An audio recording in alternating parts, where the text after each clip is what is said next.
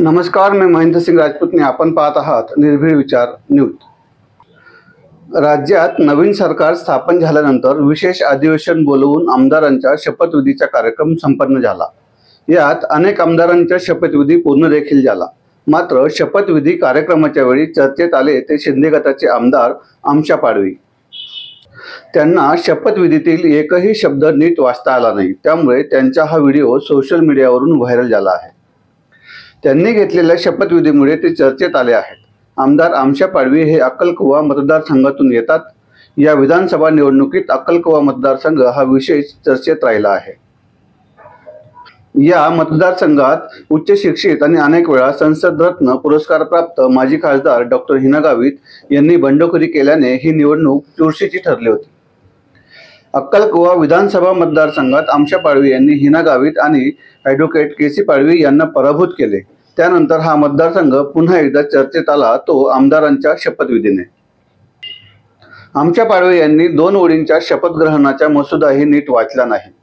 मी आमशा फुलजी पाडवी विधानसभा सदस्य म्हणून निवडून आल्याने शपथ घेतो की कायद्याद्वारे स्थापित झालेल्या भारताची सार्वभौमता आणि एकात्मता उन्नत राखीन आणि जे कर्तव्य मी हाती घेणार आहे ते निष्ठापूर्वक पार पाडीन। हे केवळ 2 ओळींची शपथ घेण्यासाठी त्यांना मदतीची गरज लागली।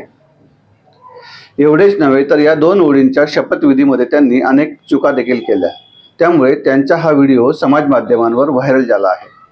विशेष म्हणजे यापूर्वी आमदार आमशा पाडवी यांनी आपल्या राजकीय कारकिर्दीत सुरुवात करताना पंचायत समिती सदस्य, पंचायत समिती सभापती, सरपंच, शिवसेना जिल्हा प्रमुख आणि आमदार अशी राजकीय कारकीर्द देखील त्यांनी बजावली आहे।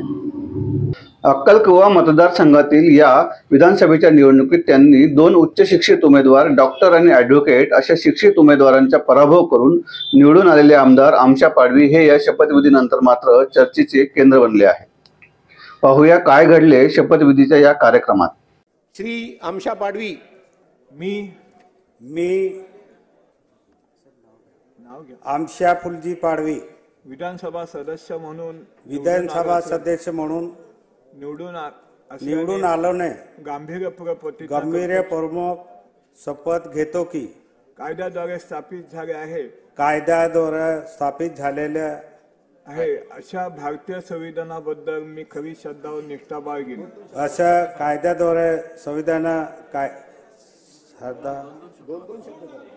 भारताची सार्वभौमता सार्वभौमताने व एकात्मताला उन्नत राखेल आणि आम्ही आता जे कर्तव्य मी हाती घेणार आहे ते निष्ठापूर्वक पार पाडेल। जय हिंद, जय महाराष्ट्र, जय आदिवासी।